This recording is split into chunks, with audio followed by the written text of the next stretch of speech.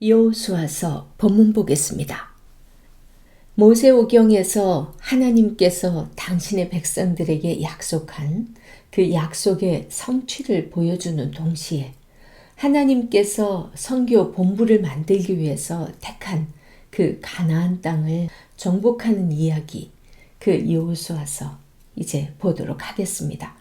그럼 이 여호수아는 어떤 사람일까요? 처음에는 모세의 수종자라고 일컬음을 받지만 나중에 여호수아서가 끝날 때는 하나님께서 여호와의 종이라는 칭호까지 주게 됩니다. 그만큼 하나님께서 귀히 쓴 종이라는 뜻이겠죠. 그리고 민수기 27장 18절에 보면 여호와께서 모세에게 이르시되 눈의 아들 여호수아는 그 안에 영이 머무는 자니 데려다가 그에게 안수하고 이렇게 말씀을 하세요. 여호수아에게 하나님의 영이 함께하고 있었다라는 의미입니다. 그리고 출애굽기 17장 10절에 보면 그 아말렉과의 전투 기억하시죠? 그게 첫 번째 전투인데 거기서 여호수아가 모세의 말대로 행하여 싸우고 이는 행동으로 그 믿음을 보여준 그런 사람입니다. 그리고 여호수아가 12명의 정탐꾼을 뽑아서 정탐을 보내게 되잖아요. 가나안 정탐 보낼 때 그만큼 각 지파 대표 한 명씩을 뽑을 때 그 사람들 뽑혔다라는 것은 믿음의 용장이었다라는 의미도 됩니다. 그리고 여호수아와 갈렙 두 사람만 믿음의 보고를 하게 되죠. 그리고 모세가 하나님께 기도하러 갈 때마다 함께 올라갈 때 그는 중턱까지는 같이 올라가게 됩니다. 그래서 그 중턱에서 모세가 여기서 기다리라고 해서 모세는 그 위에 산꼭대기 가서 하나님을 만나죠. 그때 모세는 산 위에 올라가서 하나님께 십계명을 받고 있을 때였습니다. 그때 산 밑에서는 어떤 일이 있었나요? 아론을 중심한 그 사람들이 금송아지 사건을 일으키고 있는 그때였어요. 그때 여호수아는 그곳에 그 자리에 함께 있지 않았다는 증거죠. 모세를 따라서 산 중턱까지 가서 모세를 기다리고 있었으니까요.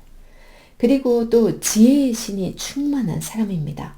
신명기 34장 9절에 보면 모세가 눈의 아들 여호수아에게 안수하였으므로 그에게 지혜의 영이 충만하니 이스라엘 자손이 여호와께서 모세에게 명령하신 대로 여호와의 말을 순종하였더라. 이렇게 기록하고 있습니다. 모세가 죽기 전에 후계자를 세우잖아요. 그래서 그 세운 후에 그에게 안수를 하는데 그때 하나님의 영이 충만하여졌다고 이렇게 표현하고 있습니다. 이렇게 준비된 여호수아를 하나님께서 이제 그렇게 약속하셨던 그 가나안 정탐에 가장 앞에 세워서 진두지휘자로서 모세 대신 그 일을 수행하게 합니다. 여호수아서는 제가 개론에서도 설명을 드렸지만 4개의 동사로서 내용의 흐름을 알 수 있다고 했습니다. 처음에 건너다, 요단강을 건너는 이야기, 그 다음에 취하다, 이제 가나안 땅을 정복하는 이야기, 그 다음에 나누다, 가나안 땅을 정복했으니까 이제 나눠야 되죠.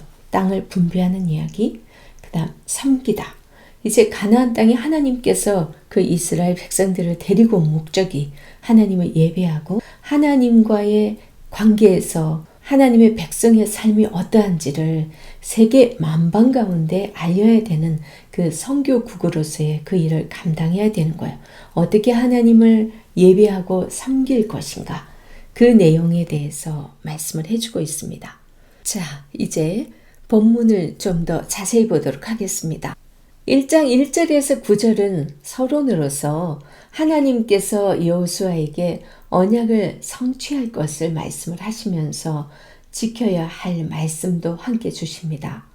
가나안 정복을 앞두고 지도자로 세워진 이 여호수아가 두려움에 사로잡혀 있었잖아요.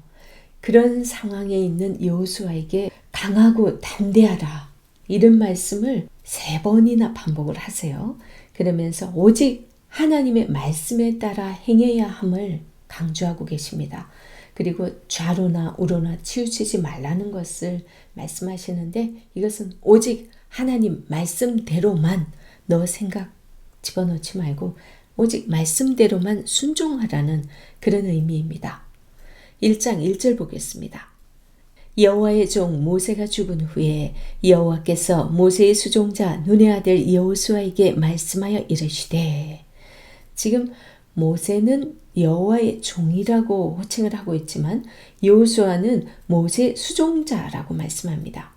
그러나 그가 사명을 마치고 난 후 24장에서는 여호수아서 마지막 24장 29절에 보면 여호와의 종 눈의 아들 여호수아가 110세의 죽음에 이렇게 말씀하고 있거든요.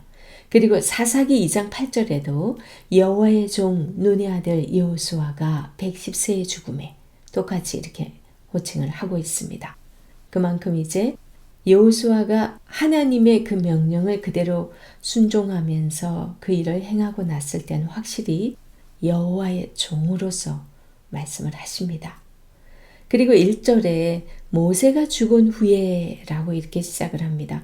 항상 뭔가 새로운 사건이 시작될 때 이렇게 누가 죽은 후에 그 일 후에 뭐 이런 식으로 시작되는데 모세가 죽었으니까 세대 교체가 확실하게 이루어졌구나 하는 그런 것을 우리는 짐작하게 합니다. 한 역사가 끝나고 새 역사가 시작되었다는 거죠. 그 대단했던 모세가 죽고 난 후에 여호수아가 그 모세의 역할을 해야 된다고 생각했을 때 다 지켜봤잖아요. 얼마나 두려움에 사로잡혔을까요? 그리고 모세가 있을 당시에도 사람들이 말을 듣지 않아서 하나님께서 그들을 완전 땅에 파묻기도 하고 정말 죽여버리는 그런 일들이 막 생겼잖아요. 그걸 다 봤는데 그리고 얼마나 패역해서 사람들이 불평불만 너무나 많이 했던 거 다 알고 있잖아요. 그런 자리를 이제 자기가 그 원망도 대신 들어야 되고 그런 자리에 선다는 것이 정말 두려웠을 겁니다. 그런 여호수아의 마음을 하나님께서는 너무나 잘 알기라도 하듯이 여호수아에게 격려의 말씀을 하시면서 이 여호수아서가 시작됩니다. 2절에서 5절 보겠습니다. 내 종 모세가 죽었으니 이제 너는 이 모든 백성과 더불어 일어나 이 요단을 건너 내가 그들 곧 이스라엘 자손에게 주는 그 땅으로 가라. 내가 모세에게 말한 바와 같이 너희 발바닥으로 밟는 곳은 모두 내가 너희에게 주었노니 곧 광야와 이 레바논에서부터 큰 강 유브라데 강까지 해쪽 속의 온 땅과 또 해지는 쪽 대해까지 너희의 영토가 되리라. 이제 어디서 어디까지 점령해야 될 것을 말씀을 해주고 있죠. 5절 내 평생에 너를 능히 대적할 자가 없으리니 내가 모세와 함께 있었던 것 같이 너와 함께 있을 것임이니라. 내가 너를 떠나지 아니하며 버리지 아니하리니 그러면서 6절 강하고 담대하라. 너는 내가 그들의 조상에게 맹세하여 그들에게 주리라 한 땅을 이 백성에게 차지하게 하리라. 오직 강하고 극히 담대하여 나의 종 모세가 네게 명령한 그 율법을 다 지켜 행하고 우로나 좌로나 치우치지 말라. 그리하면 어디로 가든지 형통하리니 이 율법책을 내 입에서 떠나지 말게 하며 주야로 그것을 묵상하여 그 안에 기록된 대로 다 지켜 행하라. 그리하면 네 길이 평탄하게 될 것이며 네가 형통하리라. 내가 네게 명령한 것이 아니냐. 강하고 담대하라. 두려워하지 말며 놀라지 말라. 네가 어디로 가든지 네 하나님 여호와가 너와 함께 하느니라 하시니라. 이렇게 자상하게 말씀을 해주고 계십니다. 여호수아의 마음을 누구보다 잘 아시고 이렇게 위로하고 격려하시는 하나님의 그 말씀을 들었을 때 여호수아가 마음이 참 뿌듯했을 것 같죠. 그리고 이제 여호수아의 또 다른 고민이 무엇이었겠어요? 그것은 백성들이 과연 자기 말을 따라줄 것인가 하는 것 아니었을까요? 그런 여호수아가 하나님의 격려의 말씀과 그 당부의 말씀을 들은 후에 10절에서 15절까지 백성들에게 처음으로 명령을 내리고 있습니다. 어떻게 명령을 내리는지 한번 보겠습니다. 10절. 이에 여호수아가 그 백성의 관리들에게 명령하여 이르되 진중에 두루 다니며 그 백성에게 명령하여 이르기를 양식을 준비하라. 사흘 안에 너희가 이 요단을 건너 너희의 하나님 여호와께서 너희에게 주사 차지하게 하시는 땅을 차지하기 위하여 들어갈 것임이니라 하라. 15절까지 한번 읽어보세요. 굉장히 감동입니다. 여호수아의 마음에서 지금 어떤 기분으로 이런 명령을 하고 있는지 생각하면서 한번 읽어보시기 바랍니다. 여호수아가 떨리는 마음으로 백성들에게 첫 명령을 내렸을 때 백성들이 어떻게 반응을 하는지가 16절부터 18절에서 소개되고 있습니다. 그들이 여호수아에게 대답하여 이르되 당신이 우리에게 명령하신 것은 우리가 다 행할 것이요 당신이 우리를 보내시는 곳에는 우리가 가리이다. 우리는 범사에 모세에게 순종한 것 같이 당신에게 순종하려니와 오직 당신의 하나님 여호와께서 모세와 함께 계시던 것 같이 당신과 함께 계시기를 원하나이다. 모세와 함께 계신 것처럼 여호수아에게 하나님이 함께 한다면 자기들도 다 순종할 수 있다라고 지금 고백하고 있습니다. 그러면서 18절 누구든지 당신의 명령을 거역하면 당신의 말씀을 순종하지 아니하는 자는 죽임을 당하리니 오직 강하고 담대하소서. 굉장히 감동되었지 않았을까요? 여호수아가 아주 설레이는 마음으로 너무 기뻤을 것 같습니다. 이 백성들의 대답에. 그리고 백성들의 대답에 보면요.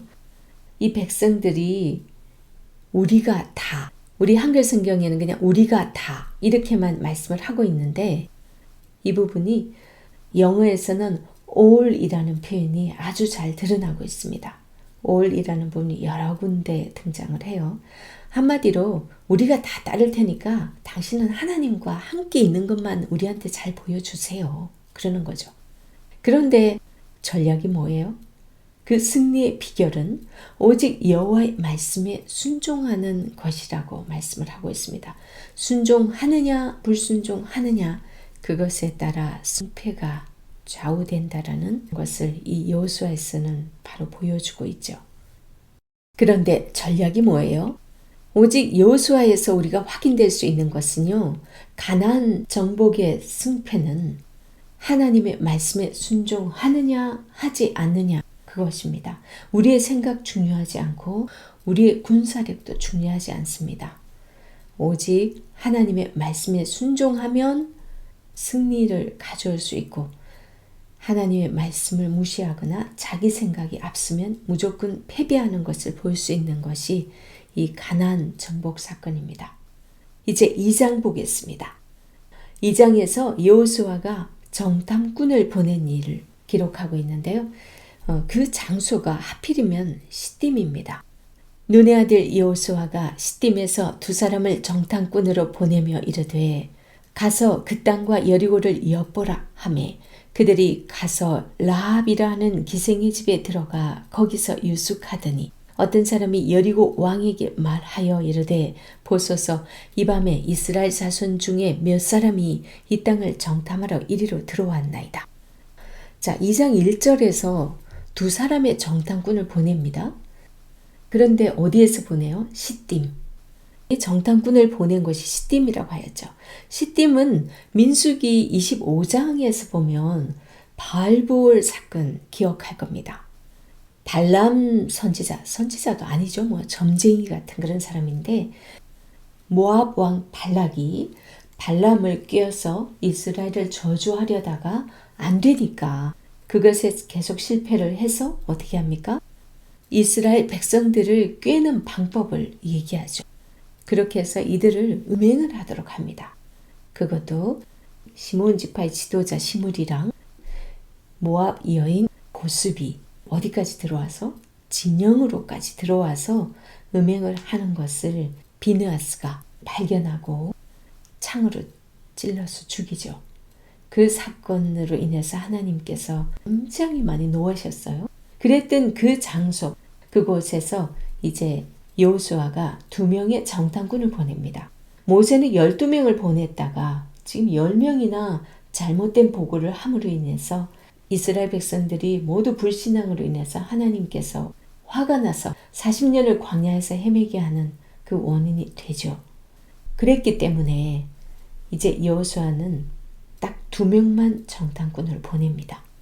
그래서 그곳에 정탐을 보내서 간 곳이 어디라고요?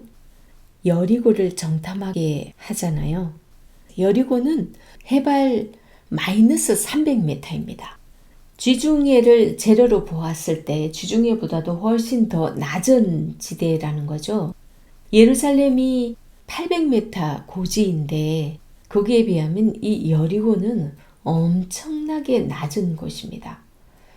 예루살렘이 아주 높은 곳이기 때문에 그 당시 여리고는 외부에서 사람들이 예루살렘으로 가기 위해서는 그 여리고에서 필히 쉬었다 가든지 뭔가 거기서 충전을 하고 출발을 해야 했었대요. 그래서 여리고는 주막이나 여관이나 이런 것이 많이 있었던 곳이었습니다. 그곳에 이제 2 정탐꾼이 도착을 합니다. 그런데 1절에서 라합이라 하는 기생의 집에 들어가 거기서 유숙하더니 그랬는데 2절에 보니까 어떤 사람이 여리고 왕에게 말하여 이르되 보소서 이 밤에 이스라엘 자손 중에 몇 사람이 이 땅을 정탐하러 이리로 들어왔나이다. 어느새 2 정탐꾼이 여리고로 들어왔다는 사실이 왕에게까지 소문이 들어가 버린 거예요. 들킨 거죠. 그래서 어떻게 되나요? 3절 여리고 왕이 라합에게 사람을 보내어 이르되 네게로 와서 네 집에 들어간 그 사람들을 끌어내라. 그들은 이 온 땅을 정탐하러 왔느니라. 정확하게 알고서 지금 라합의 집으로 사람을 보냈어요. 그런데 이 라합은 그 사람 보냈을 때 뭐예요? 안 왔는데요? 뭐 이렇게 뚝 시치미를 따는 게 아니라 이미 알고 보냈으니까 예 왔어요. 왔지만 그들이 금방 나갔는데요.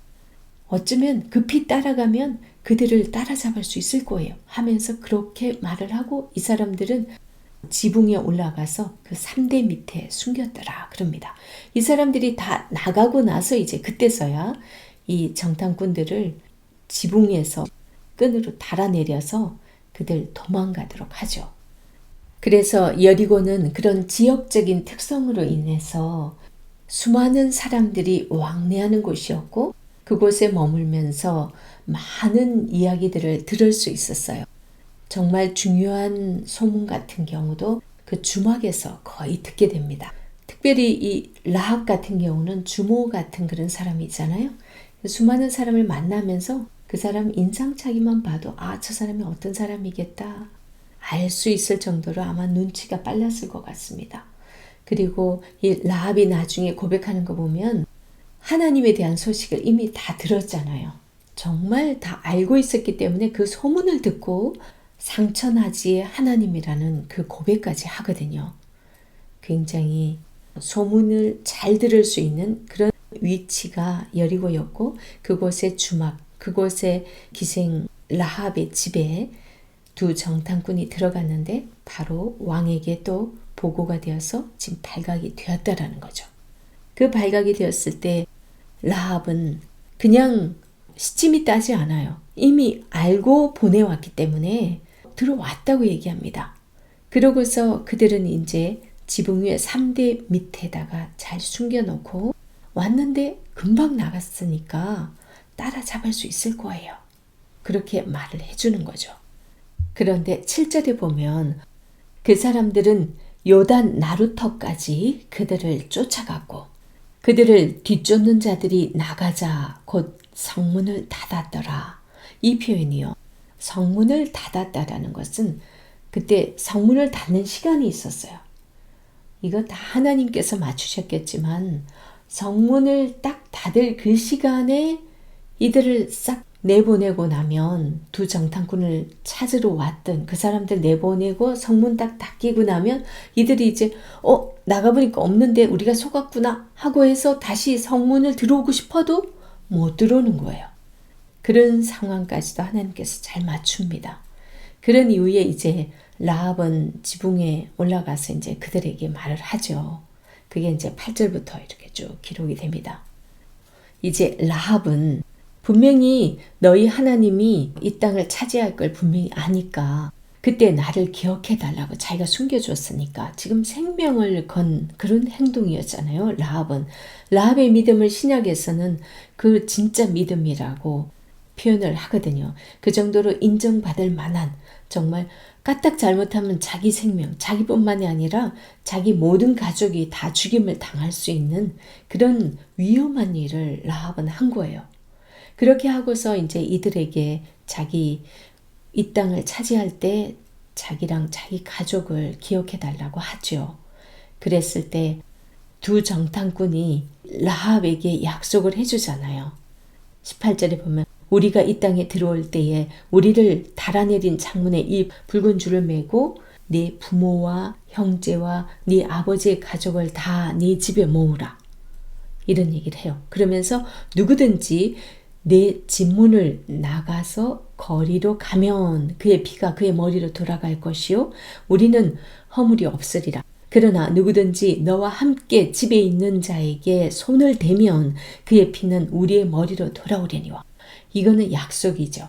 이제 이대로 하나님께서 확실하게 해줍니다. 그러면서 네가 우리의 이 일을 누설하면 네가 우리에게 서약하게 한 맹세에 대하여 우리에게 허물이 없으리라.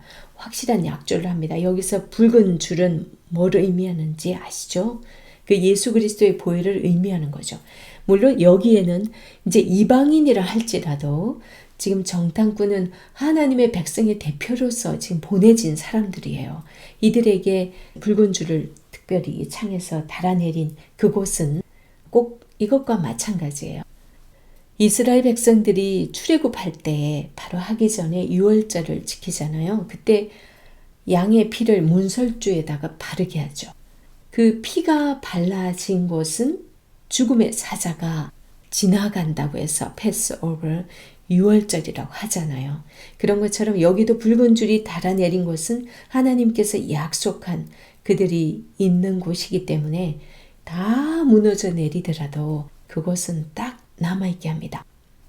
그리고 실제로 이 여리고성이 무너질 때 라합의 집이 여리고성이 이중으로 되어 있는데 바깥 외벽에서 북쪽 문 쪽에 있었대요. 그곳에만 무너지지 않고 다른 곳이 다 무너졌다고 합니다. 확실하게 하나님께서 구원하신 거죠. 그리고 이 기생 라합이 어떤 사람이 됩니까? 그 믿음의 고백으로 인해서 예수 그리스도의 족보에 오르는 정말 위대한 여인까지 됩니다. 이 정탐꾼 중에 한 사람인 이 살몬과의 사이에서 보아스를 낳게 되죠. 그래서 보아스는 또 누굴 낳게 됩니까? 보아스는 오벳을 낳고 오벳은 이새를 낳고 이새는 다윗을 낳았더라.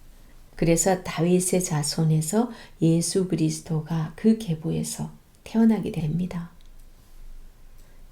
그리고 이 라합과 살몬 사이에 난 그 보아스가 누굽니까? 룻기에 나오는 모압 여인 룻의 남편이 되잖아요. 정말 이런 걸 보면 하나님께서는 이스라엘만 택했다? 그거 절대 아니죠. 그러면 라합과 같은 그런 여인이 여기 예수 그리스도의 계보에 올라갈 수가 없고 모압 여인 여호와의 총에 들지 못하리라 한 그 모압 여인 룻이 예수 그리스도의 족보에 들 수가 없는 거예요. 그러니까 예수 그리스도를 믿음으로 고백하는 자는 여기 보면 자기 집에 있는 누구든지라는 표현이 있잖아요. 19절에 보면 누구든지 내 집 문을 나가서 거리로 가면 그 피가 자기 머리로 돌아가지만 그 집에 있는 누구든지 너와 함께 집에 있는 자, 그거는 이제 창문에 붉은 줄을 달아맨 그 집이잖아요. 예수 그리스도의 보혈의 피가 발린 그곳은 구원을 얻을 수 있다라는, 누구든지 예수 그리스도를 고백하면 구원을 얻는다는 그 메시지가 여기 여호수아서 2장에 기록이 되어 있습니다. 그리고 24절에서는 이제 이 두 정탐꾼이 여호수아에게 가서 그 사실을 보고하는 부분입니다. 마지막 절 봅니다. 또 여호수아에게 이르되 진실로 여호와께서 이 온 땅을 우리 손에 주셨으므로 그 땅의 모든 주민이 우리 앞에서 간담이 높더이다 하더라. 이렇게 보고를 하고 있습니다.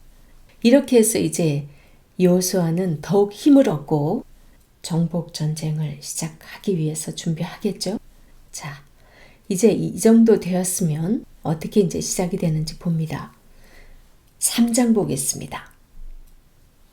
3장에서 또 여호수아가 아침에 일찍 일어나서 그와 모든 이스라엘 자손들과 더불어 시딤에서 떠나 요단에 이르러 건너가기 전에 거기서 유숙하니라. 사흘 후에 관리들이 진중으로 두루 다니며 백성에게 명령하여 이르되 너희는 레위 사람 제사장들이 너희 하나님 여호와의 언약궤 매는 것을 보거든 너희가 있는 곳을 떠나 그 뒤를 따르라. 여기 보면 언약궤를 맨 레위 사람 제사장이 맨 앞에 서고 그리고 백성들이 그 뒤를 따르도록 합니다. 그런데 또 13절을 보겠습니다. 온 땅이 주 여호와의 궤를 맨 제사장들의 발바닥이 요단물을 밟고 멈추면 요단물 곧 위에서부터 흘러내리던 물이 끊어지고 한 곳에 쌓여 서리라. 이게 쭉 이제 어떻게 요단강을 건너야 할지를 말씀을 하는데 지금 여기 13절을 보니까요. 온 땅의 주 여호와의 궤 지금 전 세계가 보는 가운데 지금 이 일을 행하고 있는 것을 더욱더 이렇게 나타나고 있죠. 그 언약궤를 맨 제사장들이 이 요단물을 밟고 먼저 그 물이 있는 상태에서 밟는다라는 거예요. 그 멈추면 요단물 곧 위에서부터 흘러내리던 물이 끊어지고 한 곳에 쌓여 서리라. 물이 멈춘다라는 거예요. 그 언약궤를 맨 제사장이 발을 내디딜 때 굉장히 중요한 부분이죠. 그리고 15절에서 16절을 보면요. 요단이 곡식 거두는 시기에는 항상 언덕에 넘치더라. 궤를 맨 자들이 요단에 이르며 궤를 맨 제사장들의 발이 물가에 잠기자 곧 위에서부터 흘러내리던 물이 그쳐서 사르단에 가까운 매우 멀리 있는 아담 성읍 변두리에 일어나 한 곳에 쌓이고 아라바의 바다 여매로 향하여 흘러가는 물은 온전히 끊어지매 백성이 여리고 앞으로 바로 건널세. 이렇게 말씀을 하고 있습니다. 이때 당시 시기적으로 봤을 때 보리 추수 때인데 이때 완전 물이 넘칠 정도로 굉장히 물이 많았대요. 그런 상황에서 물이 다 마른 후에 제사장들이 발을 디딘 것이 아니고 물이 한창 많은 그런 상황에서 발을 내디뎠을 때 그 물이 그쳤다는 거예요. 도저히 안 될 것 같은 상황에서 믿음으로 내가 결단할 때 하나님의 역사는 일어난다는 사실을 분명하게 보여주고 있습니다. 그리고 17절 여호와의 언약궤를 맨 제사장들은 요단 가운데 마른 땅에 굳게 섰고 그 모든 백성이 요단을 건너기를 마칠 때까지 모든 이스라엘은 그 마른 땅으로 건너갔더라. 이렇게 말씀을 하고 있습니다. 언약궤를 맨 제사장들은 백성들 앞서 그냥 가서 쑥 건너가 버린 게 아니라요. 우리 보통 그렇게 생각하고 있었죠. 이 말씀을 보면 백성들이 다 건너갈 때까지 언약궤를 맨 제사장들이 그냥 요단강 한가운데 그냥 딱 서 있는 거예요. 언약궤를 들고서. 그렇게 서 있을 때 백성들이 다 건너가고 나서 나중에 4장에서 보면 이들에게 또 뭘 하라고 하는 게 있어요. 그렇게 계속 서 있습니다. 백성들이 다 지나갈 때까지. 그 모습 한번 상상해 보십시오. 하나님께서 이스라엘 백성들이 다 건너갈 수 있도록 지금 물을 다 말리고 있는, 물을 다 세워놓고 있는 그런 상황입니다. 하나님의 임재를 상징하는 그 언약궤가 요단강 중앙에서 강물을 막고 있는 그 모습 생각만 해도 참 가슴이 벅차지 않습니까? 물론 이렇게 하지 않아도 하나님은 요단강을 갈라지게 하실 수 있는 분이세요. 하지만 이스라엘 백성들에게 하나님께서 친히 함께 하심을 이 요단강을 건너게 하시는 그 모습을 통해서 또 보여주는 거죠. 우리의 삶 가운데서도 하나님께서 때로는 믿음이 연약한 우리가 하나님의 함께 하심을 잘 못 깨달을까 봐, 알고도 잊어버릴까 봐 이렇게 알게끔 역사하실 수 있습니다. 그래서 늘 하나님의 임재 가운데 우리가 살아간다는 사실을 늘 감사함으로 하나님께 감사할 수 있고, 또한 우리의 삶 가운데 요단강과 같은 정말 엄청난 문제잖아요. 우리한테는 그런 문제가 있다면 믿음으로 발을 내딛고 건너갈 때 하나님께서 그 요단강이 갈라지게 하는 그런 역사가 일어나게 하실 줄 믿습니다.